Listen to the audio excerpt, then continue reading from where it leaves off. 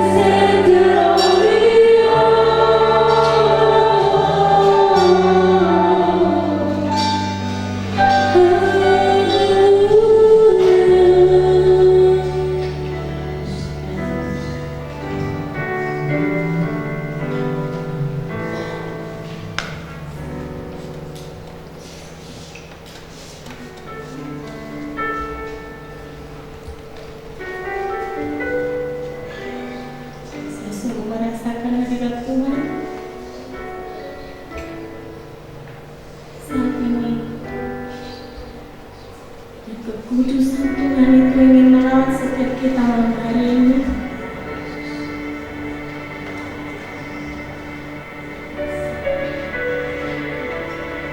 Bapa, kami mengucap syukur untuk kesempatan yang Kau berikan bagi kami untuk boleh mendengar kebenaran firman-Mu. Mari Engkau mengurapi setiap kami, supaya firman yang akan kami dengar ini boleh memerdekakan kami. Di dalam nama Tuhan Yesus, yang adalah Tuhan dan Juru Selamat, kami mengucap syukur dan berdoa. Setiap kita yang percaya katakan amin. Silakan duduk.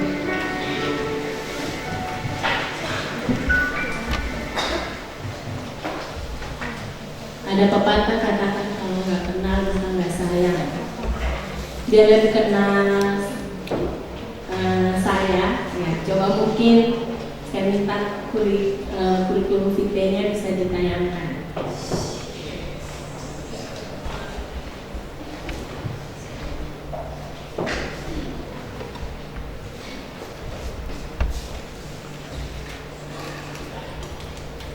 Cukup ya. Nama saya Lydia. Sebelum saya lanjutkan, saya bukan nervous karena pertama kali ngomong di sini, tapi saya merasakan hadirat Tuhan luar biasa. Gak bisa ngomong. Itu yang kami doakan beberapa waktu ini, untuk ada satu kebangkitan di tengah anak muda. Ada satu angkatan muda yang sungguh-sungguh cinta Tuhan dan hidup di dalam kekudusan. Dan malam hari ini kita mau belajar.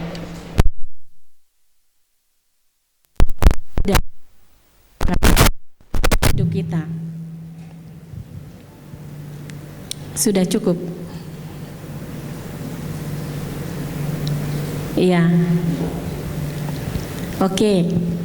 Kalau berbicara tentang kasih, ada banyak orang yang bisa menerjemahkan kasih itu apa. Kasih itu, kalau bagi seorang anak kecil, dia bisa bilang, oh kalau papanya, mamanya sayang sama dia, itu berarti kasih. Bagi orang yang tua, kalau dia dengar kata kasih atau cinta, mungkin dia berpikir kalau anak-anaknya, keluarganya memperhatikan dia, itu baru kasih. Ada orang yang sakit dan diperhatikan orang lain, dia merasakan kasih, itu dia bilang itu kasih. Ada banyak orang menerjemahkan kasih yang sangat berbeda-beda. Tapi hati-hati dengan namanya kasih itu, karena banyak orang tidak hanya merasakan kasih yang buat mereka bahagia, tapi juga membuat mereka jatuh dan bisa sampai menyanyi lagu seperti ini. Aku terjatuh dan tak bisa bangkit lagi. Loh, semua ketawa. Aku tenggelam dalam lautan luka dalam, terlalu dalam sakitnya. Aku tersesat, bayangkan tersesat sampai nggak tahu jalan arah pulang. Kalau orang Kupang, dia menyanyi begini. Mudah-mudahan dapat diterjemahkan ya. Orang Kupang menyanyi begini. Beta tabanting dan son bisa bangkit lagi. Beta tenggelam dalam lautan luka dalam. Beta tersesat dan son tahu arah jalan pulang. Yang paling lucu, terakhir dia bilang begini. Beta tanpa lu ke Abu Rao. Tahu ya Abu Rao? Butiran debu. Itu adalah kata-kata orang yang pasti sudah sangat jatuh. Sudah sangat jatuh dalam keputusasaan. Kalau anak muda sekarang bilang galau berat. Galau berat. Tapi kalian tahu Tuhan itu gak pernah punya rencana buat setiap kita untuk mengalami seperti yang tadi itu. Tuhan gak mau kita sampai nyanyi lagu aku terjatuh, gak bisa bangun lagi. Gara-gara apa? Cinta. Gara-gara cinta. Ya sudah saudara-saudara, saya bukan stand up komedi di sini. Saya mengundang pembicaranya kita malam hari ini, Pak Sony. Silakan maju, kita akan belajar malam hari ini. Berikan tepuk tangan Pak Sony. Cinta yang sebenarnya seperti apa?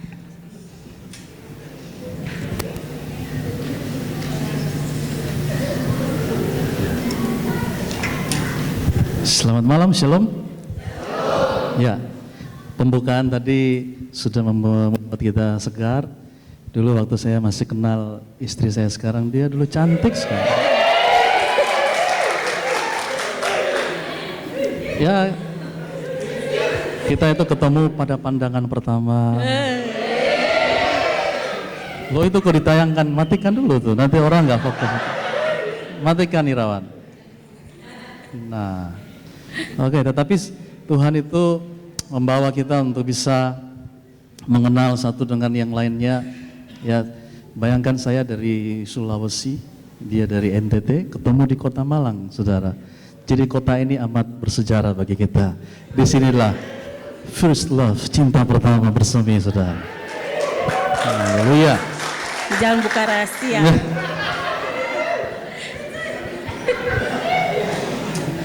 Ya, gimana Bu Lydia? Malam hari ini kita mau bahas apa? Kira-kira Valentine itu boleh nggak dirayakan sama orang Kristen? Terus asal mulanya dari mana sebenarnya itu Valentine? Jangan mungkin malam hari ini, ayo dalam rangka Valentine kita rayakan Valentine, tapi kita nggak ngerti apa itu Valentine, boleh apa enggak? Coba mungkin Kak Sony bisa terangkan. Tadi saya coba lihat di internet, browsing, dari mana sih Valentine itu? Ternyata memang ada banyak sumber, sehingga Valentine ini dijadikan momentum hari kasih sayang. Salah satu sumber dia mengatakan begini, dulu Valentine itu dimulai oleh seorang pastor namanya Valentin. Ya, dia di kerajaan Roma, kerajaan itu dikuasai oleh kaisar namanya Claudius. Nah, Kaisar Claudius ini terobsesi dengan perang. Karena dia kepengen membangun angkatan perang yang kuat, sehingga dia menerbitkan sebuah maklumat atau pengumuman bahwa tidak boleh laki-laki itu menikah. Dan semua laki-laki, semua pria harus menjadi tentara. Semua harus jadi tentara. Nah, ternyata maklumat dari Kaisar Claudius ini tidak bisa diterima oleh pastor apa tadi? Valentine, ya. Dan dia tetap menebarkan kasih, bahkan pastor ini saudara memberkati pasangan-pasangan yang jatuh cinta, yang ingin menikah menjadi suami istri. Dia berkati, padahal raja melarang untuk para pria menikah pada waktu itu. Tetapi pastor ini tidak pernah menyerah, dia perjuangkan, makanya dia disebut sebagai pejuang cinta, saudara. Pejuang kasih, karena dia ingin memperjuangkan supaya pria dan wanita yang sudah jatuh cinta, yang siap menikah itu diberkati. Dan akhirnya kegiatan Pastor Valentine ini kedengaran sama raja. Akhirnya dia dicari, dia ditangkap, dia diultimatum, tapi dia enggak menyerah. Dan satu kali dia kedapatan sedang memberkati pasangan yang menikah, dan akhirnya dia ditangkap, dia dipenjara. Di penjara dia berkenalan oleh seorang anak sipir, penjaga yang buta, nggak bisa baca, dan dia dia mengajar anak yang buta ini untuk belajar membaca, saudara, dengan penuh kasih sayang. Dan ketika orang-orang tahu bahwa Pastor Valentine ini di penjara, mereka sangat mendukung, bahkan orang-orang itu mensupport dia.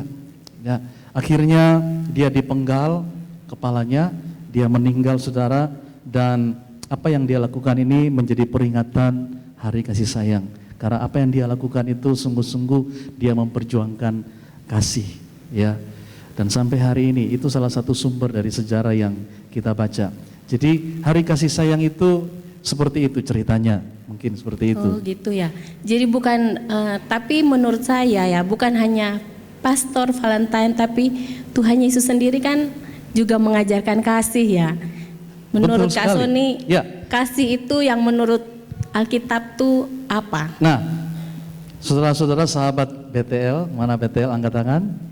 Sahabat Image yang mahasiswa angkat tangan. Nah, sahabat-sahabat BTL dan Image yang dikasihi Tuhan, kita mau merayakan more than Valentine, lebih daripada kasih sayang. Kenapa?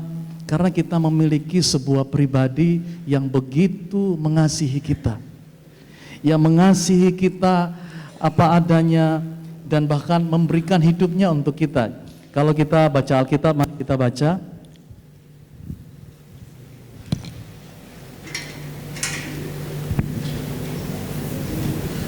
di dalam kitab Injil Yohanes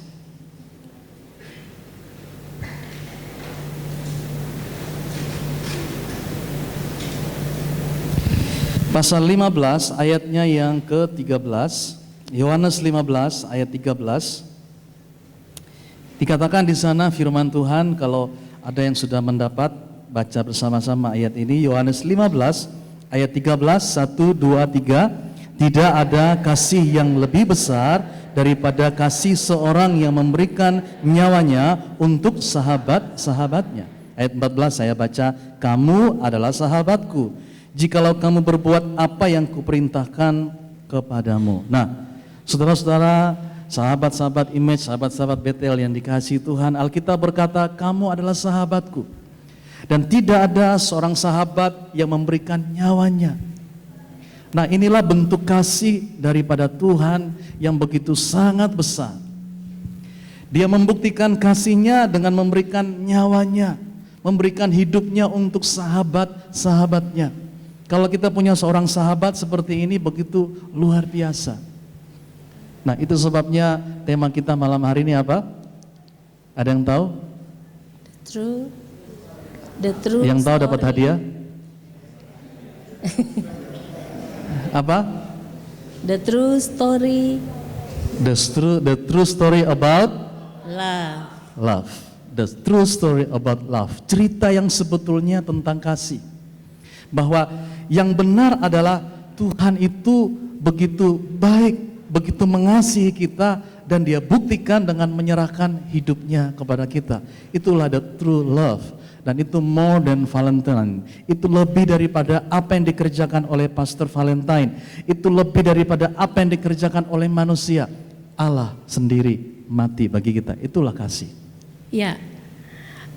Tapi ya kenyataannya banyak orang Kristen ya, anak-anak muda tuh salah jalan. Jadi salah mengekspresikan kasih itu. Ya, jadi hal yang paling rawan dalam hidup seorang anak muda Kristen adalah apabila kita salah dalam mengekspresikan kasih kita kepada sesama. Kita tahu bahwa Tuhan itu kasih, Tuhan mengasihi kita harus saling mengasihi. Tapi lebih spesifik lagi, biasanya kita salah mengekspresikan kasih kita kepada lawan jenis. Nah, sekarang saya mau tanya langsung aja ya ke pokok permasalahannya. Kira-kira anak-anak muda Kristen itu boleh pacaran apa enggak? Karena mereka menerjemahkan kalau mengekspresikan kasih itu salah satunya dengan cara berpacaran. Iya, jadi memang kita bisa membedakan antara kasih dan cinta. Ya, antara kasih dan cinta. Ya, nah kalau cinta melekat, apa saja terasa manis, saudara. Itu kalau sudah cinta, nggak perlu dia kulitnya atau rambutnya atau gimana. Kalau cinta, udah cinta. Artinya cinta itu lebih bersifat individual. Beda dengan kasih. Ya, kasih itu bersifat pengorbanan seperti yang Tuhan ceritakan. Nah, kita bicara tentang boleh nggak kalau kita berpacaran. Nah, hari-hari ini kita melihat bahwa berpacaran merupakan konsep yang terjadi di masyarakat modern. Beberapa tahun lalu orang kalau menikah itu nggak pacaran, tapi dijodohkan oleh orang tua. Itu namanya zaman Siti Nurbaya. Zaman Siti Nurbaya adalah zaman di mana pria dan wanita itu menikah karena dijodohkan. Tapi itu dulu. Nah, di zaman modern ini di mana pergaulan semakin erat, orang semakin mengenal, apalagi ada sosial media dan survei membuktikan orang Indonesia pria Indonesia termasuk pria yang paling banyak mencari jodoh lewat Facebook. Tadi saya baca di seluruh negara laki-laki Indonesia paling sering cari jodoh lewat Facebook. Nah, kita tidak bisa membatasi kemajuan. Dan lewat perkenalan inilah orang semakin intens semakin mengenal satu dengan yang lainnya. Dulu tidak ada konsep perpacaran. Tetapi dengan perkembangan dunia saat ini muncullah hubungan muda-mudi ya berdasarkan rasa cinta. Nah, itu yang terjadi. Jadi melihat perkembangan yang ada saat ini, berpacaran itu tidak bisa dihindari, saudara. Itu tidak bisa dihindari karena pria dan wanita, apalagi saudara sedang lagi mode itu yang namanya foto selfie. Tahu nggak foto selfie, saudara? Itu foto sendiri, saudara, kemudian dimasukkan ke Instagram dan dia mulai sebarkan, saudara. Mau nggak mau orang mulai saling tertarik sehingga tercarilah yang namanya hubungan dekat antara pria dan wanita. Tidak bisa dihindari. Mungkin seperti itu. Terus supaya kita jangan sampai mengalami hal-hal yang tidak diinginkan. Bagaimana berpacaran yang benar menurut Alkitab? Menurut Alkitab, ya. Ada nggak kata pacaran dalam Alkitab? Nah, sahabat Image dan sahabat BTL, di dalam Alkitab tidak ada konsep pacaran. Alkitab tidak pernah menceritakan kisah antara satu pria dan wanita berpacaran. Jadi kalau kita lihat di dalam Alkitab, kita tidak akan menemukan konsep yang namanya pacaran. Yang ada di dalam Alkitab adalah pertunangan. Sama seperti ketika Yakub, sebelum dia menikahi istrinya Rahel atau Lea, dia bertunangan lebih dulu. Ishak, ayahnya Yakub, sebelum dia menikah dengan istrinya Ribka, mereka bertunangan. Jadi Alkitab hanya menuliskan tentang pertunangan, tidak ada konsep tentang berpacaran. Itu yang kita lihat di dalam Alkitab. Nah, tetapi dengan perkembangan zaman saat ini, saya katakan tadi, orang yang berpacaran tidak bisa dihindari lagi. Tetapi malam hari ini mari kita perhatikan di dalam hari kasih sayang ini, banyak orang ingin mengekspresikan hari kasih sayang ini. Beberapa hal orang katanya dalam hari kasih sayang ini nembak ya satu dengan yang lainnya, bukan nembak dengan karet, saudara, tapi nyatakan cinta, bukan nembak apa ya katanya. Ya, boleh dia ya, betul ya. Coba lihat beberapa fenomena orang kalau lagi Valentine ini, kira-kira apa yang mereka kerjakan hari-hari ini, kan banyak ya yang mereka kerjakan ketika mereka mengalami apa? Valentine. Apa saja itu? Kita lihat itu. Macam-macam ya. Ada yang mengekspresikannya dengan kasih coklat, kasih bunga mawar, sapu tangan, cincin. Nah, terus apa lagi? ATM ada nggak? Nggak ada yang kasih bunga bank nggak ada. Iya. Terus ada di mana nih? Di Filipina 200 pasangan menikah pas di hari Valentine. Macam-macam yang diekspresikan pas hari kasih sayang ini. Nah, kita akan lihat sekarang apa yang Alkitab katakan tentang pacaran. Pacaran tidak ada konsep, tetapi Alkitab menuntun setiap kita bagaimana kita berhubungan satu dengan yang lain antara wanita dan pria, betul? Betul. Nah, apa Ibu Lydia? Ya, jadi sebenarnya hal yang penting dalam pacaran itu yaitu kita harus menjaga kekudusan. Menjaga kekudusan. Banyak anak muda pikir, aduh sebenarnya menjaga kekudusan tuh ngebosanin. Itu hal kata yang nggak enak. Karena apa? Karena mereka berpikir bahwa kalau namanya kekudusan itu ada batasan-batasan tertentu. Batasan-batasan tertentu yang harus kita lakukan dalam kita berhubungan teman antara lawan jenis. Tapi kita harus lihat bahwa sebenarnya Tuhan itu tidak pernah punya rancangan yang jelek buat kita. Amin. Tuhan itu selalu punya rancangan yang sangat baik buat setiap kita, dan Tuhan menyediakan berkat yang sangat luar biasa bagi anak-anak muda yang sungguh-sungguh bisa menjaga kekudusan itu dalam hidupnya sampai dengan nanti SIM-nya keluar. Apa itu SIM? Aduh, pintar semua di sini, yang sebelah sini nih.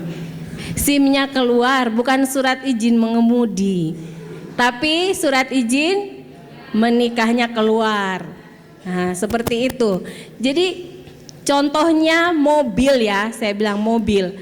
Kalau kita itu belum dapat SIM, kemudian kita mau nyetir sebuah mobil, kita buka pintunya dulu, kemudian kita masukin kunci, kita starter, masuk gigi 1, keasikan, masuk gigi 2, udah keasikan, gigi 3, gigi 4, gigi 5, gak lama udah tabrakan, jangan sampai kebablasan. Sebenarnya kita perlu tahu ada batasan-batasan di dalam persahabatan ya. Jadi Betul bukan sekali. pacaran tapi persahabatan, membangun, mengenal satu dengan yang lain. Batasan-batasannya itu kita akan belajar malam hari ini. Supaya apa? Kita jangan salah melangkah. Seperti yang tadi akhirnya bisa nyanyi lagu, aku terjatuh, gak bisa bangun lagi. Udah hancur-hancuran, sakit hatinya luar biasa. Nah, Tuhan gak pernah menjanjikan seseorang untuk mengalami sakit hati, putus cinta, kekecewaan. Bukan itu janji Tuhan. Tuhan mau kita itu hidup di dalam kebahagiaan. Janjinya buat kita tuh janji-janji yang begitu luar biasa bagi anak-anak muda. Nah, kita akan belajar dengan cepat. Iya. Ada batasan-batasannya. Iya, jadi sahabat Image dan PTL, orang yang berpacaran adalah orang yang siap untuk menikah. Itu sebabnya kalau kita belum siap untuk menikah, sebaiknya jangan berpacaran. Jadikan sahabat dulu, jadikan teman dulu. Kenapa? Karena orang kalau berpacaran itu lebih condong untuk mementingkan diri sendiri, saudara. Dunia ini sepertinya milik berdua, yang lain kos aja, saudara. Karena mereka sendiri-sendiri ya, berduaan, saudara. Nah, hal-hal yang seperti ini kalau misalnya nggak jadi, putus, nah itu tadi sakit hati, kecewa. Tetapi kita harus bergaul dengan semua orang, kita harus berteman dengan semua orang. Kalau misalnya kita punya hubungan khusus, kita punya batasan-batasan. Misalnya, saya lagi naksir cewek ini, aku ingin jadi teman spesial untuk dia. Boleh nggak kita berteman spesial? Seperti pacaran yang tidak bisa dihindari, tetapi ada batasan-batasan yang kita harus tahu di dalam kehidupan kita supaya persahabatan kita dengan orang yang spesial tidak mendatangkan sakit hati. Bagaimana kita harus punya komitmen lebih dahulu, kita harus bicara. Misalnya, kita bisa jalan dua-dua ya, tapi kita harus janji tidak boleh pergi ke tempat gelap hanya berdua. Kalau mau ke tempat gelap, undang teman supaya 3 orang. Itu yang batasan. Yang kedua, kalau kita jalan gandengan tangan aja nggak boleh gitu loh ya. Kita harus punya batasan-batasan yang kita harus buat di depan. Kalau kita punya hubungan khusus nih, kita harus punya batasan. Pertama, kita nggak boleh pergi ke tempat-tempat yang gelap berdua. Yang kedua, kita harus hindari hal-hal yang menyebabkan keinginan daging, hawa nafsu itu muncul di dalam kehidupan kita sehingga menjurus kepada tindakan-tindakan yang memuaskan daging saja, tetapi sebenarnya pada akhirnya itu akan membuat kekecewaan di dalam kehidupan kita. Seperti itu. Nah, betul. Ya, hal yang kedua yang mungkin perlu kita jaga sama-sama di dalam membangun persahabatan, yaitu jangan kita itu sendiri mengetok pintu pencobaan. Artinya apa seperti itu? Jangan mengetuk pintu percobaan seperti apa? Kadang-kadang tuh anak-anak muda gini, udah mau berjalan berdua pakai doa. Doanya begini, Tuhan beri aku kekuatan agar aku bisa menang di dalam pencobaan. Padahal pergi berdua. Artinya? Jadi dia sendiri yang mengetok pintu pencobaan untuk dirinya. Iya, betul sekali. Jadi kita jangan sampai kita membuka pintu pencobaan di dalam kehidupan kita. Karena tidak ada orang yang menang terhadap godaan. Tidak ada orang yang menang terhadap keinginan daging itu. Itu sebabnya kita harus jangan sok jago masuk di dalam pencobaan, ya. Karena penelitian menunjukkan 99% biasanya orang kalah dengan godaan, ya. Jangan masuk, ya. Kalau ada pria yang suka mikiran ngeres gitu ya, lihat kulit putih, cewek kulit putih aja yang mulus, udah mikirnya macam-macam. Nah ini bahaya ini. Jangan ketok pintu pencobaan, ya. Kalau kita tidak kuat dengan hal seperti itu, mendingan kita lari. Sama seperti Yusuf. Ketika dia digoda oleh tante Potifar, dia bukan lari di tempat atau lari mendekat, tapi dia lari menjauhkan dirinya karena dia tahu ada batas kekuatannya. Dia bisa menang terhadap pencobaan. Nah, adik-adik sahabat yang dikasihi Tuhan, ketika kita memiliki hubungan dengan orang yang spesial dalam hidup kita, kita harus punya batas, kita harus komitmen. Kalau pergi ke tempat-tempat yang sepi, kita harus bawa orang, ya. Kita harus minta pengawasan daripada orang lain. Minimal kalian harus ngomong kepada pembina, apakah itu ketua kesan, ya, ngomong supaya dibina, supaya kita diawasi oleh kakak-kakak rohani. Itu, ya, kita harus punya batasan-batasan seperti itu. Yang kedua tadi, kita harus jangan buka pencobaan. Jangan pergi ke tempat-tempat atau hal-hal yang mengakibatkan kita jatuh di dalam pencobaan. Nah, seperti itu. Mungkin ada lagi. Ya, mungkin untuk yang sekarang internet, ya, internet itu sudah menjadi hal yang biasa. Bahkan dari anak SD sampai dengan hati-hati dalam kita membuka situs-situs tertentu. Oh, ya. Kenapa situs-situs ya, itu? Karena di internet itu ada berbagai macam situs, ada juga yang memang berkenan sesuai dengan firman Tuhan dan juga enggak. Nah, itu pintu. Kalau kita tahu bahwa kita lemah dalam hal itu, jangan coba-coba kita membuka situs-situs yang tidak sesuai dengan kehendak Tuhan. Betul sekali. Jadi karena ketika kita melihat situs-situs seperti itu akan membangkitkan hawa nafsu kedagingan kita muncul, dan itu membuat kita jatuh di dalam jerat dosa. Nah, itu sebabnya kita harus menghindari hal-hal seperti ini. Nah, ini batasan-batasnya. Kemudian kalau buat cowok, ya, mestinya dia harus anggap setiap cewek itu adik kandungnya, saudara. Jadi bagaimana kita bisa membangun hubungan dengan sesama kita menjadikan yang cowok nih, dia harus menjadikan yang wanita itu seperti adik kandung, ya.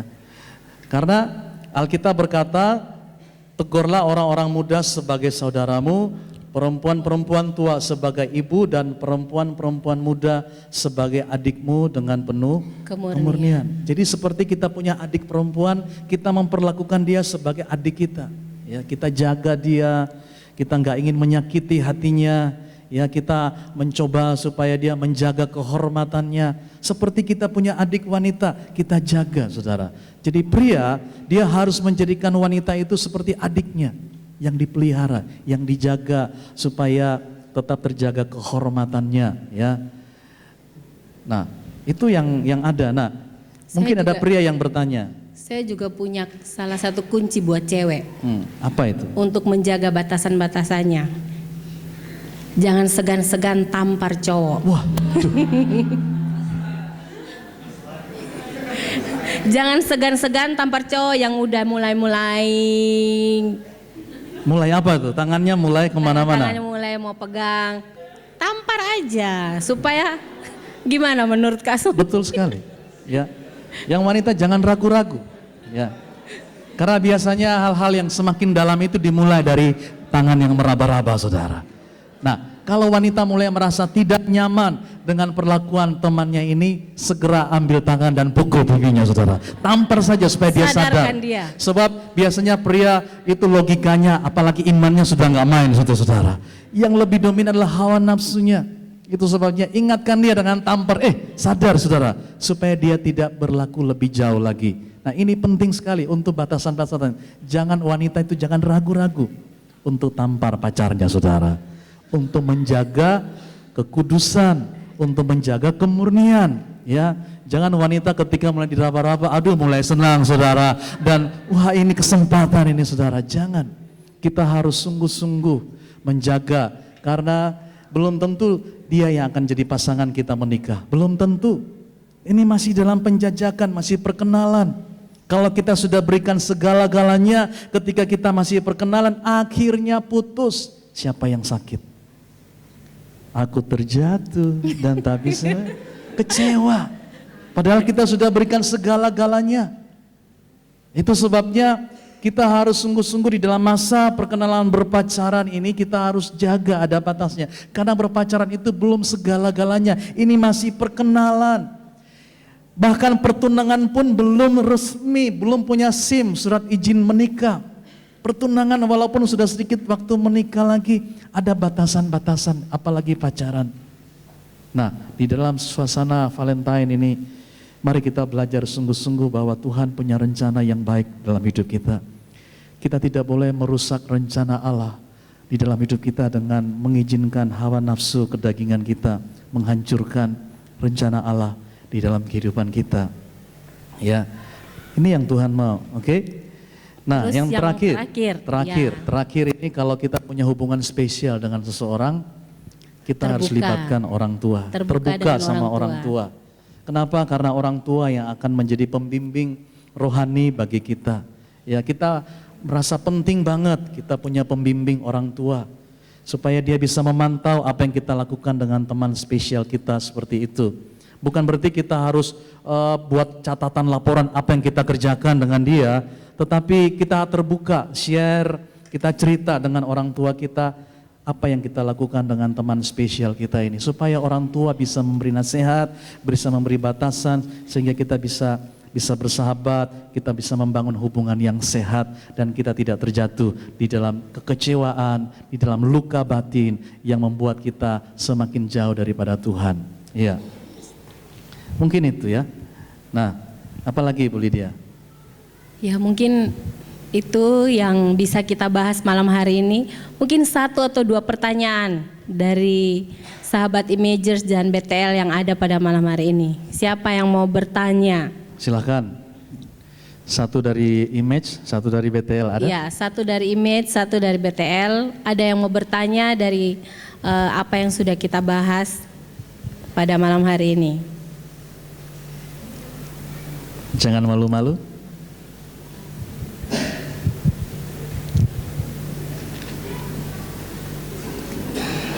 Kalau gak ada pertanyaan, saya yang tanya. Dari tadi sudah dengar, berarti kira-kira boleh pacaran apa enggak ya? Hah? Di Alkitab nggak ada tuh disuruh pacaran. Ayo Roni. Siapa yang mau menjawab?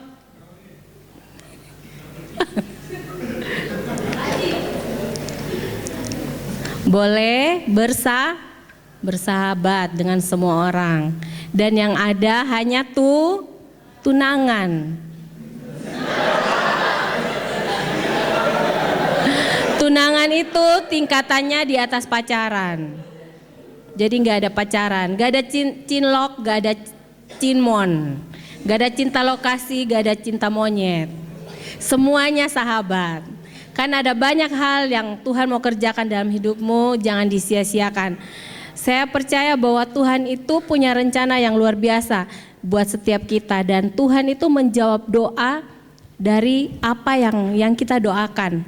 Baik itu masa depan kita, baik itu pasangan hidup kita, jadi jangan pernah takut. Sampai waktunya Tuhan akan berikan. Waktu saya kuliah, di tingkat 1, saya mulai berdoa buat pasangan hidup. Dan yang saya heran, kok dapatnya persis sama yang didoakan. Jadi saya tuh punya kertas, tak tempelin di belakang Alkitab. Tiap hampir siang saya doa, Tuhan aku berdoa, Tuhan berikan jodoh yang pertama takut Tuhan. Ya betul-betul ketemu ini takut Tuhan. Yang bukan hanya orang Kristen, tapi orang Kristen yang cinta Tuhan. Terus yang kedua, yang saya doainnya walaupun hal itu kecil, ada kumis, kok bener ada kumis.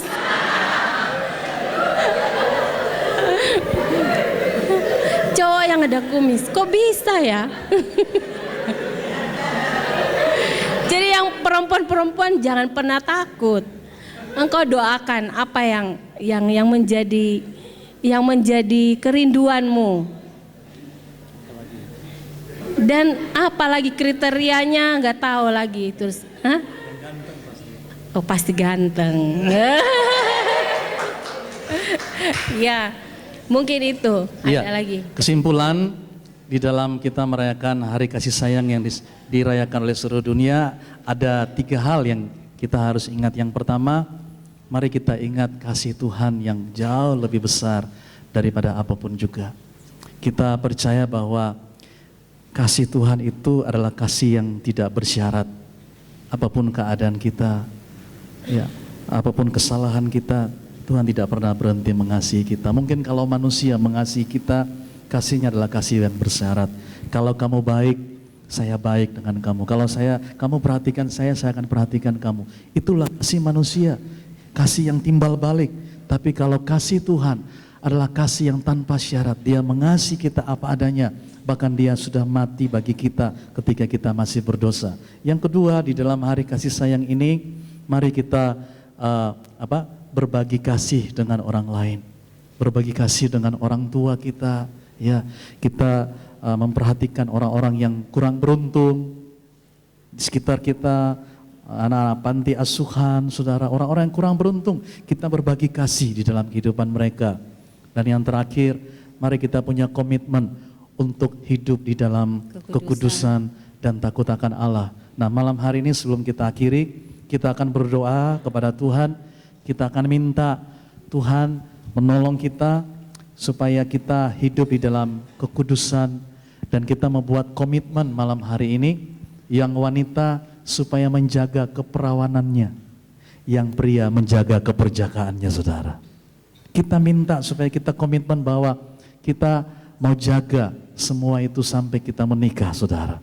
Kita minta supaya Tuhan menolong kita untuk kita bisa hidup di dalam kekudusan. Mari kita bangkit berdiri. Kita akan berdoa kepada Tuhan supaya Allah memampukan kita menjaga kekudusan di dalam hidup kita. Karena Allah punya rencana yang besar bagi masa depan kita. Allah telah siapkan jodoh yang terbaik dalam hidup kita. Allah telah siapkan pasangan yang seimbang, yang takut akan Tuhan. Itu sebabnya mari kita hindari suatu hubungan berpacaran yang coba ini, coba itu. Karena itu akan mengakibatkan sakit hati kalau tidak jadi. Itu sebabnya Tuhan mau supaya kita membangun persahabatan dan berdoa supaya pada waktunya Tuhan menyediakan pasangan yang tepat bagi kita. Mari kita berdoa malam hari ini. Kita sungguh-sungguh minta pertolongan Tuhan untuk kita bisa menjaga kesucian kita, menjaga kekudusan kita, sampai pada hari pernikahan kita bisa boleh menikmati apa yang Tuhan sudah berikan di dalam kehidupan kita. Haleluya Yesus. Ini kami Tuhan. Oh Tuhan, inilah hidupku. Ku serahkan padamu segala cita-citaku, masa depanku menjadi milikmu. Jadikan kami terang di tengah kegelapan dunia, membawa bangsa-bangsa kepadamu. Tuhan, ini kerinduan. Sama-sama katakan, bagimu Tuhan, bagimu Tuhan seluruh hidupku. Pakailah Tuhan bagi kemuliaan-Mu. Genapi seluruh rencana-Mu, sampai bumi penuh kemuliaan. Bagimu Tuhan, bagimu Tuhan seluruh hidupku. Pakailah Tuhan bagi kemuliaan-Mu. Genapi seluruh rencana-Mu, sampai bumi penuh kemuliaan. Sampai bumi penuh kemuliaan-Mu. Oh,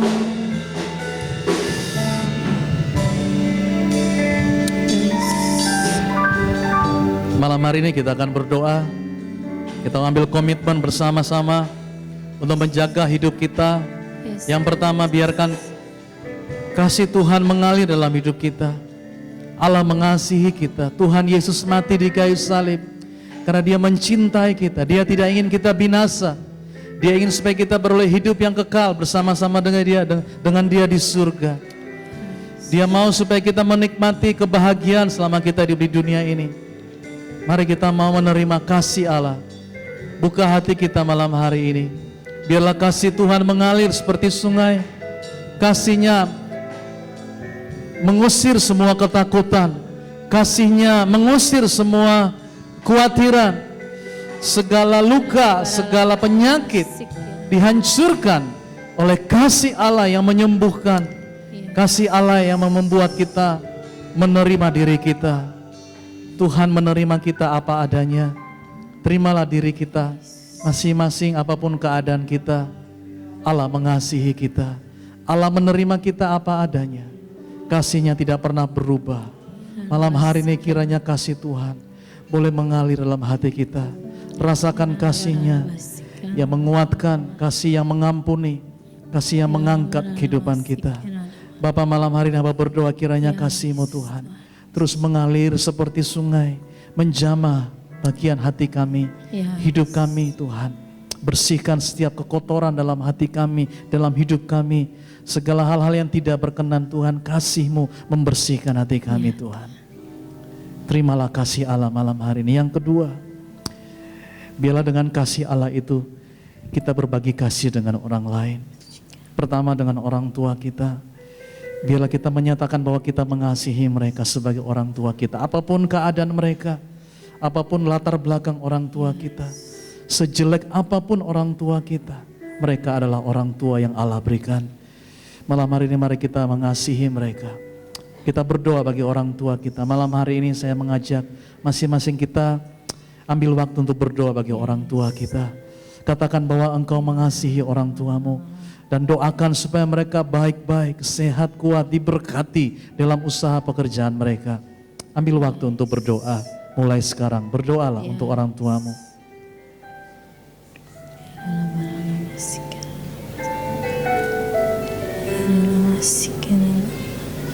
Yesus. Bersyukur buat orang tuamu yang mengasihimu.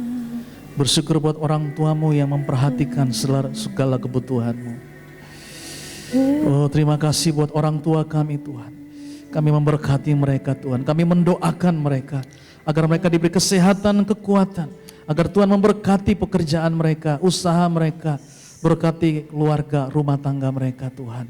Kami bersyukur buat orang tua kami. Yang kedua, biarlah kita menjadi saluran kasih bagi teman-teman kita. Ada banyak orang teman-teman kita yang mungkin hari-hari ini mengalami kesepian, mereka tidak ada yang perhatikan, tidak ada seorang pun yang memperdulikan mereka. Biarlah kita boleh hadir dan membagikan kasih kepada mereka. Mari biarkan Tuhan memakai kita untuk menjadi saluran kasih Tuhan kepada orang-orang yang belum beruntung, orang-orang yang panti asuhan, yang mungkin tidak punya orang tua. Kita mau jadi saluran kasih bagi mereka. Mari kita berdoa pagi malam hari ini. Bapa, jadikan kami sebagai saluran kasih-Mu kepada teman-teman kami, kepada orang-orang yang di sekitar kami, supaya mereka boleh mengalami sukacita dan kebahagiaan. Mereka tahu ada yang memperhatikan, ada yang mempedulikan mereka. Lewat tindakan-tindakan kami ingin menunjukkan bahwa kami mengasihi teman-teman kami. Kami mengasihi orang-orang yang kurang beruntung, orang-orang yang kesepian, yang tidak dipedulikan oleh masyarakat. Pakai kami jadi alat-Mu. Dimanapun kami berada, kami ingin menjadi pejuang-pejuang kasih, supaya orang lain boleh mengalami kehidupan yang berbahagia lewat hidup kami. Yang ketiga, mari kita berdoa pagi hari, Tuhan menolong kita untuk menjaga kekudusan hidup kita. Kalau ada yang sedang mempunyai hubungan dengan lawan jenis, dengan punya teman yang spesial, mari kita punya komitmen untuk menjaga batasan-batasan di dalam hubungan dengan sahabat orang yang spesial dengan kita. Supaya di dalam masa-masa perkenalan kita bisa hidup di dalam kekudusan, di dalam kasih Allah. Sampai nanti waktunya kita harus menikah dan Tuhan memberikan dia atau orang yang lain yang tepat bagi kita. Tapi malam hari ini kita mengambil komitmen supaya kita hidup di dalam kekudusan, dalam kesucian. Mari kita angkat tangan kita di hadapan Allah. Kita berdoa sungguh-sungguh Tuhan menolong kita untuk kita komitmen untuk menjaga hidup kita, tubuh kita agar tetap layak di hadapan Allah, kudus sampai kita menikah. Bapa, malam hari ini kami anak-anak muda di tempat ini, kami komitmen, kami rindu supaya menjaga hidup kami tetap kudus, suci di hadapan-Mu ya Allah. Tolong kami Tuhan di dalam pergaulan kami, supaya kami tidak jatuh di dalam pergaulan yang buruk. Tolong kami Tuhan dari orang-orang yang jahat, yang ingin merusak tubuh kami, ingin merusak kehidupan kami dengan rencana-rencana yang jahat. Di dalam nama Yesus, kami minta perlindungan-Mu atas setiap kami. Tutup bungkus kami dengan kuasa darah-Mu dari orang-orang yang jahat, yang hanya ingin menikmati kenikmatan dari segi tubuh ya Allahku. Tolong kami ya Tuhan. Kami berdoa Tuhan, jagai hati kami untuk kami bisa mampu kuat hidup di dalam kekudusan-Mu ya Allah. Kami minta sungguh-sungguh pertolongan-Mu, penyertaan-Mu atas setiap kami anak-anak muda, supaya kami menjadi berkat, hidup kami boleh menjadi terang dan garam. Kami boleh diberkati di dalam pernikahan kami, rumah tangga kami diberkati dengan masa depan yang cerah dalam hidup kami ya Allah. Kami mau sungguh-sungguh menjadi orang-orang yang dipakai oleh Tuhan. Berkati setiap anak-anak muda di tempat ini, anak-anak remaja yang masih dalam masa pertumbuhan, supaya kami bisa bergaul dalam pergaulan yang sehat, dalam pergaulan yang di dalam penyertaan dan pimpinan Tuhan. Terima kasih buat malam hari ini. Kami bersyukur karena Engkau sudah beracara di tengah-tengah kami. Di dalam nama Tuhan Yesus kami sudah berdoa. Haleluya. Amin. Amin. Silakan duduk.